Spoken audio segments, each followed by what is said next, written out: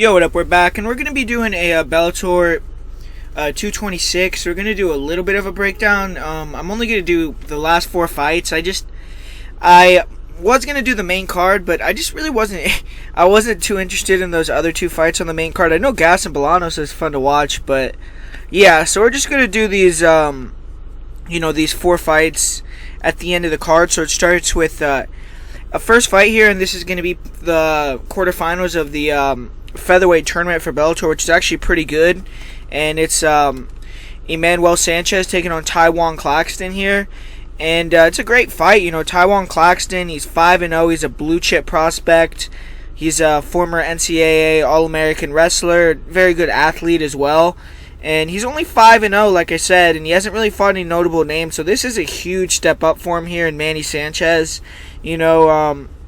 Sanchez has been there, he's done that. He's 18-4, 10-3 in Bellator.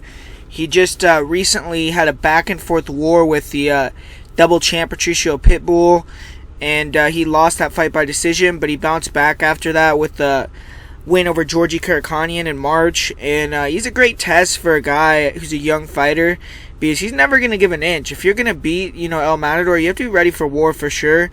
And Claxton, he's definitely going to be the better athlete in this matchup. His nickname is Speedy for a good reason. I mean, that's the first thing that jumps off the screen when you watch him. He has to be one of the fastest guys in MMA, especially for featherweight. He likes to use a lot of movement, lateral movement. He has excellent foot speed, wide stance. He'll slide in and out. And he'll close the distance with big explosive movements. Nasty flying knee finishes in his career. Good round kicks with both legs. And he'll throw front leg side kicks. Body head. He likes to be all the way in or all the way out, though, because his boxing is not very good. His hands aren't very refined, and he'll throw some 1-2s, some straight right hand left hooks, but in the pocket he definitely seems uncomfortable, as well as when opponents pressure forward. And if you could stop the takedown on this guy, I think he could be got a little bit. I also feel he's there to be leg kicked. He kind of likes to wait for his opponents to overextend, and then you'll shoot in on the legs, get in the clinch. And in the clinch, man, he has excellent trip takedowns, great doubles against the cage and in space. And when he takes top position, heavy ground and pound, he kind of likes to stand up an opponent's guard, land heavy punches, control a wrist, throw hammer fists. And he will try to move out of guard, but he does spend a lot of time, chilling in the guard. And when opponents try to stand up, he does have very good mat returns. He'll grab a hold of the neck, snap opponents down, get that tight waist, drag opponents back down. And at times, he will go from side control to mount, whereas mount does look like it's pretty heavy. He has good control there. And when he fought Chris Lencioni, though, he did struggle a little bit with Lencioni's ability to move on bottom. Lencioni was able to use leg locks to stand up a couple times, but largely, though, he was beat up on the mat. For Claxton, he is a tremendous scrambler. Even if an opponent is going to sweep him, he usually is going to turn it around, end up back on top. And this is a huge step up, though. Like I said, I'm intrigued to see how he does. He's facing a former title challenger, a guy with over 20 fights. And so far in his career, the most fights an opponent has had that he's fought is just 5. So, that's something to see here. I really don't think Claxton is extremely dangerous. He does have the ability to land that flying knee, a head kick. I mean, he's explosive. He can knock you out. So, I guess he's dangerous that way. But I see that as very unlikely versus a striker like Manuel Sanchez. I feel like Sanchez is the better striker overall. And Claxton needs to get it to the ground, hold position. He has 3 finishes via ground and pound. And he's finished his last 2 fights that way. Against a fighter like Sanchez, though, I don't see it likely that Claxton beats him with ground and pound. Claxton really hasn't been in a tough fight or had to battle through adversity yet. I expect that to change him for sure, and we're going to see what he has, when he's the nail, not just the hammer. And Claxton is confident, though. He has a perfect record of 7-0 as an amateur, 5-0 as a pro. He's bringing in the NCAA wrestling experience, but he's taking on a tough dude, Emmanuel Sanchez, who's a born fighter, Mexican warrior, Muay Thai striker. He has good distance control, high output, very good jabs. There's a lot of kicks, nice leg kicks, and he's very fast and fluid with his kicks. I feel like his leg kicks are going to be a big factor in this fight. He'll hide his kicks behind his punches. Really nice, tricky head kick setup. He likes to throw a lot of spinning back fists, but his straight punches are nice. Stays in opponents' faces. He can get hit. He just stays there. He's like a brick wall, man. He's not going to give you any time to breathe. Great chin. And you have to put him out for him to stop coming after you. But he doesn't throw with a lot of power. And, he will kind of let opponents land some decent shots on him as well, so it becomes a close fight. He's been in a lot of close decisions. But, yeah, he has okay offensive wrestling. He's a good clinch game as well, and he will control you against the cage, look for body locks, and on top he has heavy ground and pound. And I would say he doesn't really care much about position or submission. He's just really looking to get damage off. He'll throw some hard elbows, big punches, good takedown defense, and he does a good job of scrambling and end up in dominant positions on the ground, always active off his back, landing elbows, getting the rubber guard, going for triangles. He got a triangle against Daniel Straus, who we're going to be talking about later on here. And always moving off his back, trying to reverse position. He never accepts being on bottom. His cardio is elite. And he needs to do even more in this fight because, he has a lot of energy left after his fights. And I feel like he could, exert even more. But he gets cut very easily. And he has some bloody fights that I kind of believe sway the judges sometimes. But this has potential to be a close fight to me. I think Sanchez is definitely the more well-rounded fighter. Probably the person more willing to dig deep, but not as good an athlete. And I think Claxton is going to be a lot faster. But I don't expect Claxton to control the center. I see him moving a lot. I see him trying to land a few punches, maybe catch Sanchez sleeping with a big kick or a knee, but really be looking for takedowns. And the thing about that is Sanchez is very active off his back. I don't see Claxton being able to hold him down, to be honest. So I think Claxton is going to have a killer gas tank in this fight. He's going to have to be able to continuously take him down, use his big speed advantage to hit and move, never be stationary, not let Sanchez get inside, get takedowns, hold top position as long as he can, and then, get the takedown again. But for Sanchez, his game plan stays the same. Forward pressure, combinations, throw kicks to legs. More often, I think, instead of body in the head, throw leg kicks early and often, back Claxton up, try to draw a bad takedown attempt so you can counter.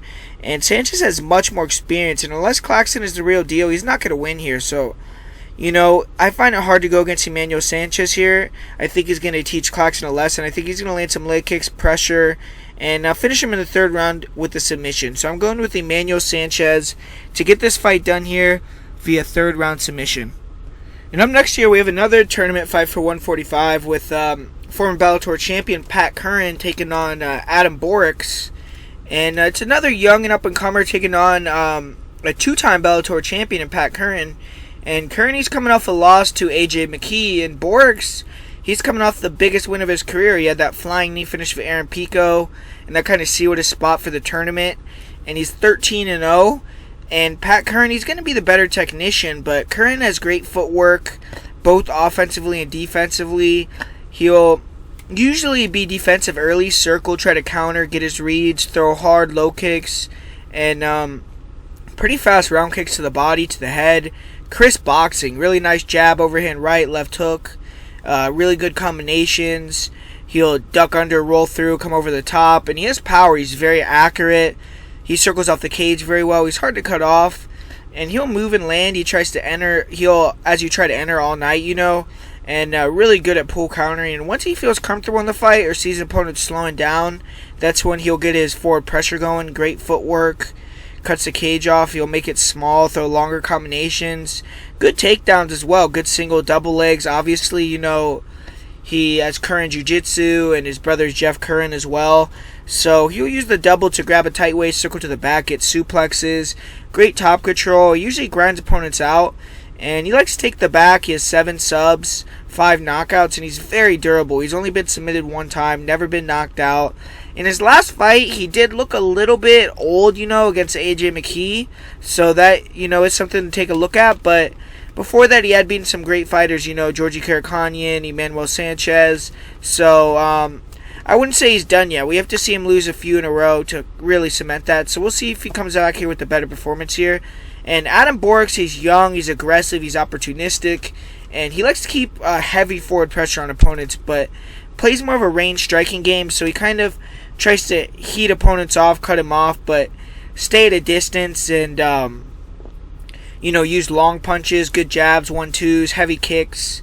His leg kicks are really nasty, and when opponents allow him to go forward, he'll start to get confident, he'll feign, he'll get his reads, and he's dangerous because he's fast. He'll start to overwhelm his opponents with his speed, with his volume, and he forces a lot of fighters to shoot bad takedowns or he'll counter with those flying knees, and he has 2 nasty flying knee finishes. Obviously, he got the one against Pico in his last fight. And I would say he does stand a little bit tall. He's heavy on his lead leg. And I would say I think Curran needs to pressure him heavily, throw a lot of leg kicks, set up punching combinations off the leg kicks, feint the hands, go low as well.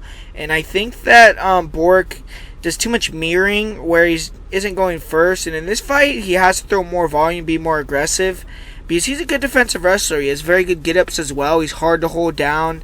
He's also good at reversing the top position, and he wears a lot of wrestlers out by just, continuing to stand up after they take them down, after he takes them down. But he has a pretty dangerous triangle. He has 3 triangle finishes, and I highly doubt, though, that he's going to get a submission here, unless he hurts Curran first. But he also has 2 rear naked chokes, 6 submissions. But I think if Curran walks him down, he has tighter boxing in the pocket, better wrestling. Curran has the chance to, Bork has the chance to land an explosive shot, get a finish versus anyone. And if Bork's going to hold his ground, get his jab going to back Curran up, he may be able to land a big shot, time a flying knee. And he does have 3 knockouts, very good cardio, but I think that Curran should get this done. He's better everywhere. I think after Bork slows down a little bit, he's going to be able to start walking him down, cutting off the cage, using his leg kicks, punching combinations, keep Bork's more defensive, and he has to respect the explosiveness of Bork's, and also has to give him something to respect early in the fight so he doesn't get walked down. So that's a little bit of a fine line there. But I really wouldn't wrestle much. I would keep it on the feet because I think you could outstrike this guy. And I'm going to say Pat Curran gets back in the win column, gets a win via decision here. And up next, the co-main event and the last fight on the quarterfinals for the 145-pound tournament. And it's another former Bellator champion in Daniel Straus taking on Cheick Kongo, who's dropping down here from 145.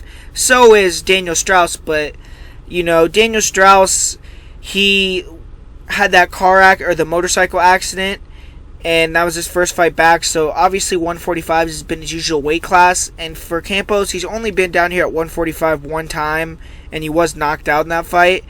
But obviously being in the chance to be in the tournament maybe lured him back down there.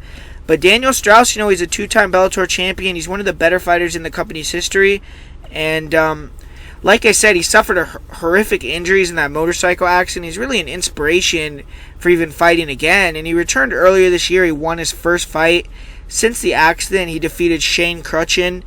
And he's now going to be fighting another pretty long-time Bellator vet in Cheick Kongo. And Campos here has lost 3 consecutive fights. And I like the matchmaking by Bellator because I feel like they should progress Straus slowly, see how he's going to bounce back. But Straus is extremely fast. He's athletic. He's a southpaw. Nice movement. He's good at feinting takedowns to create openings for straight punches, uppercuts. Very good pull counter left hand, and he can knock opponents out with that. He landed in his last fight, dropped his opponent, then jumped on the back, got the rear naked. And he also has very fast, fluid kicks, body, head, even to the legs as well. But his bread and butter is his grappling game. Very quick level changes, good singles, doubles. Very good at using his speed and pull counter ability to set up shots. And on the ground, he's a submission hunter. He'll look for the neck, but he also has very good ground and pound, heavy elbows. And he is a great scrambler. Usually he'll be the one to end up in top position in scrambles. But sometimes his over-aggressiveness to advance position, look for submissions, and his propensity to scramble does get him in trouble. He has been submitted 5 times, and his last 4 losses have all been via submission. If you can't get Straus on his back, he isn't very good, but that's a very hard thing to do. And he does have 4 submissions himself, and he has been knocked out twice, but those are very early in his career. He has 7 knockouts, and he's 14-1 in decisions. So if it hits the scorecards, he's usually going to get the victory. And Straus has only lost to 3 fighters since 2009, and he also has wins over 2 of them. He's 1-2 against Pat Curran, 1-3 against Pitbull Freire, Patricio, and he also has a loss to Manuel Sanchez. And Cheick Kongo, he hasn't won a fight since 2017. He's been finishing 2 of his last 3 fights and needs to show up here for sure. And he is dropping to 145 for the second time in his career, like I said. And he's wild. He has power, but not much technique. He kind of just walks fighters down, tries to cut him off, explode into range with a flurry. He'll close the distance with straight punch flurries, jab, overhand rights. He does look for a pretty good left hook, and he's willing to sit in the pocket to trade. He definitely has power. If you fight to his game plan, where you just get wilds in the pocket to trade with him, he's not bad for sure. He'll mix in knees. He has pretty good combinations, but he's very open to be hit. Holds his hands low. He gets very wide when he closes his distance. Doesn't protect the body well. He's flat-footed. He kind of just plods into range and hopes an opponent exchanges with him. And for Straus, he's going to have a huge speed advantage. I see his kicks being very successful to the lower body. And if he can get Campos thinking about the kicks going low, he could go high with the head kick. And Campos has a lot of faith in his chin, but he has been knocked out 4 times. And he has been knocked out 2 in his last 3 fights. And he just doesn't move his head, and he's too flat-footed. He gets hit clean with counters, and that pull counter of Straus is his thing, man. So, I feel like Straus has a very good chance to land that counter left hand. If this fight hits the mat, I think Straus has a good chance at a submission. Campos isn't really an offensive grappler. His takedown defense isn't bad, but it's also not the best. And I feel like especially if Straus gets his left hand established, he's going to be able to get takedowns. To me, this is a matchup for Straus to win. You should be able to land that pull counter straight left hand, jump on the back, get the rear naked choke. So my pick's going to be Daniel Straus via first round submission here. Now next here we have the main event. We have a Bellator heavyweight title fight with Ryan Bader, the champion, taking on Cheick Kongo. And Ryan Bader, he's looking for his first title defense. He won it in the heavyweight tournament. And he's going to be taking on another, I guess you could say mini legend. I don't know. I guess he's not a legend, but a very respected guy in Cheick Kongo. He's a longtime UFC Bellator veteran. And, he's the most dedicated he's ever been in his career. And he's 44 years old. So it's a little bit strange to see a guy this old still have that hunger. So props to Cheick Kongo. And he was 11-6-1 in the UFC. But he's 12-2 in Bellator. He's ran off 8 consecutive wins. And he's beaten some solid fighters. Alexander Volkov, Tony Johnson, Timothy Johnson, Jay Avala, Vitaly Minakov, and he handed Minakov his first career loss. That was a very controversial decision. Most people felt Minakov won, but Kongo did get his hand raised there. And Ryan Bader, he's undefeated since moving to Bellator. He's 5-0, and he's also 11-1 in his last 12 fights. The one loss came to Anthony Rumble Johnson, so not a schmuck there to lose to. And in this fight, man, I think Kongo has to go forward. He has to let go more, but I kind of think Bader's wrestling is going to negate that from happening. And, in Kongo's last fight, when he fought a wrestler in Minakov, instead of moving, going forward, he was more flat-footed. He was trying to skirt the cage and just try to counter, catch Minakov as he came inside. And that's kind of usually how he deals with all wrestlers now. And that's why a lot of his fights versus wrestlers kind of end up being boring clinch fights against the cage, because Kongo's pretty good in the clinch. He's strong. He'll chop a wrist, throw solid knees. He'll, turn it around, and he's good at throwing a couple shots, disengaging. And against the cage, his takedown defense is pretty good. And but when he gets taken down in space, he kind of struggles. He does have a good sprawl, but when he can't see the shot coming, like if you could disguise it with punches, he gets taken down rather easily once you get in on those legs. And I also see Bader being able to fake the takedown, potentially come over the top with overhand or hook. And I see Bader having a major speed advantage with his feet. Maybe not with the hands, but with the feet, with the ability to explode in and out. And Kongo has pretty good counter straight right hand, counter uppercut. With his right hand, some heavy leg kicks. But he doesn't go first much, and he does a lot of waiting, just mirroring. And for him to win this fight, he's going to need to land a knockout. When Kongo goes first with straight punches, he's dangerous, but he just doesn't do it enough. And for Ryan Bader, man, he really needs to do is just use his blast double. If he puts Kongo on his back, I just don't see Kongo getting up. Kongo's a big, powerful dude, and there's no reason to strike with him here. Use the game plan that, he used against Matt Mitrione. When Kongo stands up, Matt return him. And Bader has a cardio to be able to wrestle for 3 rounds. Grind for all 3 rounds. And if you can run Kongo in the first round, make him stand up, take him back down over and over, you could get him tired, in my opinion. And I think Bader's going to be the faster guy. I think he could start to fake the level change, come over the top with overhands, hooks. But I don't think he should try to strike much. I think that, he should really try to use wrestling to win here. And the only way I see Kongo win is if he catches Bader with the counter early, knocks him out. I think Bader's going to be able to avoid that, though. Get enough takedowns, control time to get the win. We saw Cheick Kongo fight a smaller guy in King Mo, who has a similar game plan to Ryan Bader, who I think is not quite as fast, not quite as athletic, especially at that point of Mo's career, and much smaller. So a guy like Bader should be able to get the job done, man. I see him being able to, get the takedowns and probably get the finish here in the later rounds against a tired Kongo. Maybe late third, early or fourth round, TKO with ground and pound. And, so that's going to be the Bellator 226 breakdown.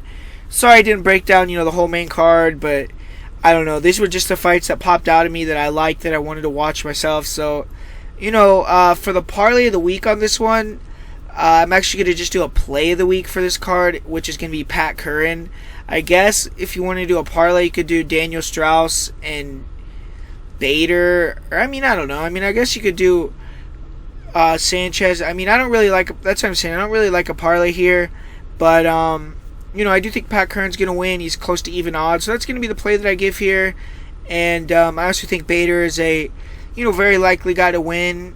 And Daniel Straus as well. But I think the Manuel Sanchez Claxton fight is a little bit closer. But yes, that's going to be the breakdown for Bellator 226. And be on the lookout tomorrow for the prop of the week for the UFC 242 card. I'm getting really pumped for that. It's a great card, man. It's coming up now. Tomorrow the weigh-in. So, just got to pray that everything goes clean through that. Then we got the fucking whole card ready to go. And for Saturday, we could watch that card, then watch this card right after. So, it would be a fun day. Sunday's football as well. So, I like the Texans. They play on fucking Monday against the Saints. That kind of fucking sucks. I know I'm kind of going on a tangent now, but hopefully they get the fucking win against the Saints. That would be dope. But yeah, man. So, we'll see what happens. And,